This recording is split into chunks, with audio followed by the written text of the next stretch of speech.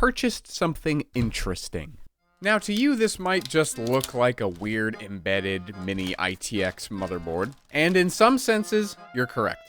But this one's kind of special. I'm not the first person to cover this thing. I think Linus Tech Tips did a video about it, and probably a handful of others.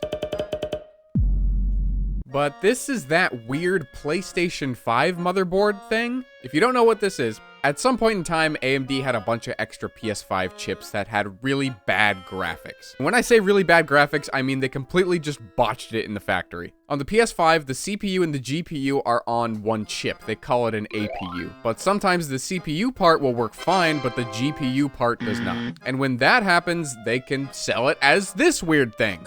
So there's a PlayStation 5 CPU in this thing with graphics that don't work correctly. And as you can see, there's no video out on the motherboard. Gotta add your own graphics. So I thought that was kind of a cool concept. You know, they just took some of those CPUs and threw them on some boards and made it a consumer product. It's actually just kind of weirdly built. Like, I don't think they've ever used a mechanism to retain the cooler like this before on anything else. This is just like one big custom cut plate. Another reason that they do that, though, is because this board has the memory around it. You can see under these thermal pads here, there are RAM chips. There's 16 gigabytes of RAM just on the motherboard. You can't add any more, and you can't take any of it out, which kinda sucks. But 16 gigs of RAM should be fine for what I'm trying to do. I'm gonna make a gaming PC. Who would have thought that I wanted to game on a PS5? Who could have thunk that? And the reason that this is not going to be a main channel video at any point in time, probably, is just because I already have a PS5. There's already a video on this channel of me getting that PS5. It's a very specific older firmware version. And the hope is that there will be a main channel video someday about running Linux or SteamOS or Windows or whatever on an actual real PS5. This just, I don't know, kind of feels like a cop-out to me. But I got an okay deal on it, and it's just really, really interesting. So we're gonna do something with it.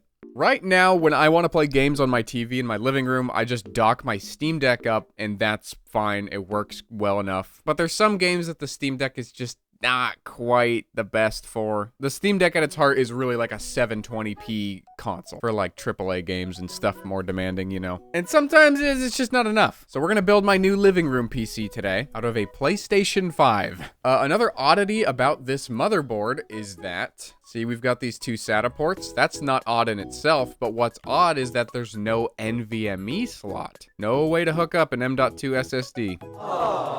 Which is really, really bizarre, considering, if I'm not wrong, I think the PlayStation 2 has 2 NVMe slots? I might be wrong about that. I know it has at least one, because it's got a user replaceable NVMe SSD. But this has none at all. So it's gonna be a SATA kind of day. All right, what are we using today? Probably just gonna find, oh, there's a terabyte right there. I was gonna say, I'm probably just gonna find the first terabyte I see and call that good. Terabyte seems like about a good size. Here are our 4 contenders. I'm going to grab one of my 19 magnets here, and whichever one it sticks to is the one we're using. SanDisk it is. I do want to double check and make sure that this SSD isn't completely fried though. 100% health, power on time 103 days. Ah, that's nothing. Yeah, this will be fine. As for a GPU, I do have this interesting little guy. I say little, but he's a bit of a wide boy. So this came out of a Stadia server. I think Gamers Nexus took a look at one of those things. It's like a weird Lenovo tower thing, except they have bizarre firmware that Google put on them. So I don't actually know if it's gonna work. I've been told it works better on like AMD CPU platforms, so we'll give it a shot. But as a backup, I've got that RX 480 that's shown up in a few videos. This is kind of a wimpy GPU to use for this, but it's what I've got lying around that will fit in the case that I got. I picked up a Silverstone Sagandis nuts. Haha, got him. I bought this for the reasons of that it's small. Doesn't really look like it from this point of view, but it's small and it's still built more or less like a standard PC. Like the motherboard goes here and the GPU just goes here and there's no weird risers or anything like that needed. Also, it works with a full-size power supply, which is nice. Oh, yeah. Speaking of the power supply, Welcome back, Dell Dimension. The reason why I was okay putting an 850 watt power supply into this thing was because I immediately planned to take it back out.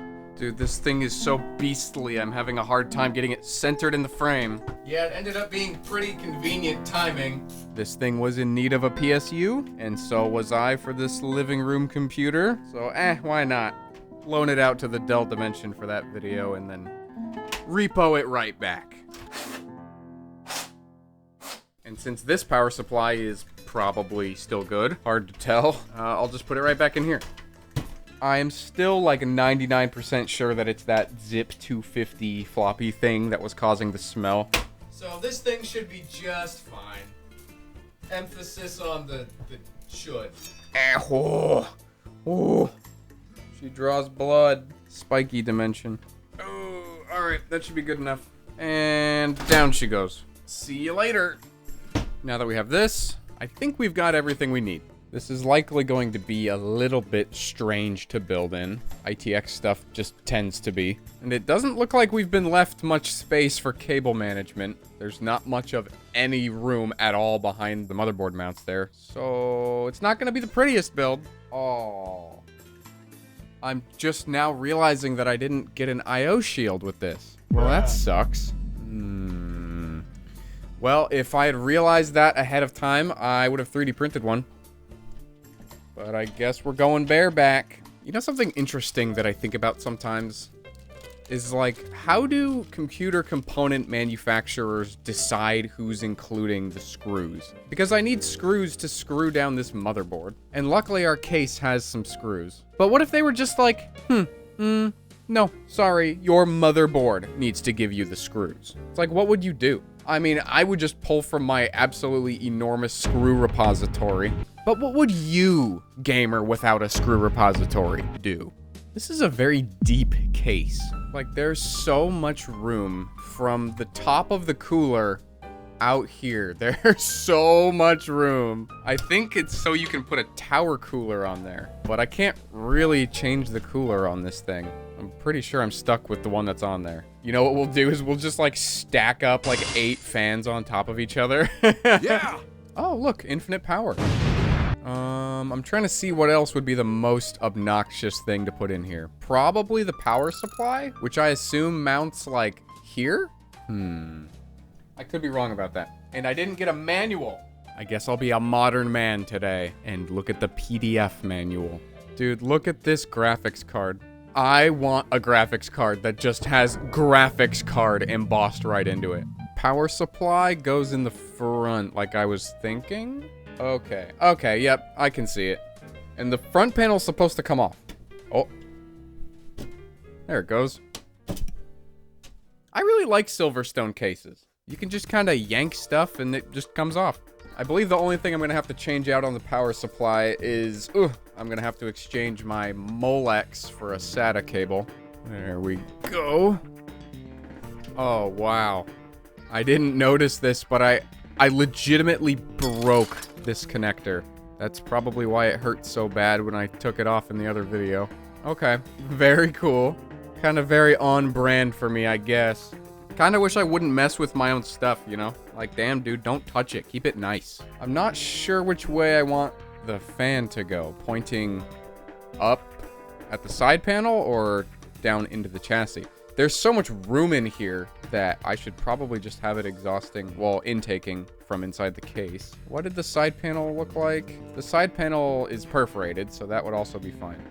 Okay, so this was the front. I'd have it pulling air from in the case and then out the front, which would be kind of weird because there's going to be a front intake fan right here, which could recirculate hot air from the power supply back into it, and I kind of don't want that. But there's nothing I can do about that because it's going to exhaust out this way no matter what I do. I think then the best thing to do would be to draw cool air into this so it's not pulling in hot air and then shoving that hot air back into the intake fan, bringing hot air into the case. I could also just make this a front exhaust. Flip the fan so that the heat is coming out, just like the power supply heat will be coming out, and then intake from the back. That's an option. Okay. I'm being insanely indecisive right now, but I'm gonna flip the fan. I think that's the best way to do it. That's what my gut's telling me. Fans are now good to go until I decide that I want to do it a different way, inevitably. I'm gonna do the I/O now. Wow, ITX cases, huh? Kind of a pain to work in. All right, that was terrible. Now I guess we can put in the power supply. Dude, this is gonna be a cable disaster. This is gonna be so bad. Oh my god, this thing is just slicing me up. Power supply's in. Oh, how do I plug in the 24 pin? I'm starting to think that the gaping hole is actually for my hand. Oh my goodness, this is a disaster. I should have gotten an SFX power supply. Yeah, okay, that's not happening. Back out you come. Okay, new plan. Plug in all of this crap first. All right, 24 pin and CPU in. Now we can bolt this in. I should still be able to reach the SATA. Yep, there it is right there. Oh, beautiful. Oh, if this fits, it's gonna be close. So this is what the gaping hole is for. Well, it's in. A minor problem. The power cables go out the front. I theoretically could get some 90-degree power cables for that. So let's just see if it even works at all, because this GPU, like I said earlier, supposedly has some bizarro firmware on it that might make it not work. Let's see. Nope, nothing. Well, it was worth a shot. I'm just happy that I don't have to deal with these front connectors now. Someday I'll find a use for my Stadia graphics card, but it looks like that day is not today. And while we're here, we'll do a boot test with the RX 480 as well. Come on.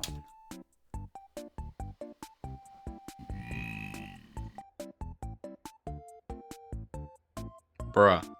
Here is the finished product. I'd say it looks pretty snazzy. Xbox Series controller for size reference. It's pretty small. I'm happy with it. But how does it game? A couple things first. What do you know? I ended up flipping the fan. It was just noisy with the fans both going intake. So I think I'm gonna leave it as exhaust. There's probably a good reason that 90% of computers have a rear exhaust. So that's how I'm gonna keep it. And as you can see there, that is not our RX 480. No, the RX 480 would just kind of black screen when you go into game mode. I guess this is a known issue with GameScope currently, which sucks. So instead, we have the 6950 XT in here. Yeah, it actually fits like fine. So now this thing is incredibly overkill. I was gonna do this whole thing where I was gonna show some gameplay of this thing versus gameplay on the Steam Deck to show you guys what kind of performance uplift we'd be getting if we were getting one at all. And that was gonna be interesting because the RX 480 is like sorta kinda closer to what the Steam Deck's power level would be.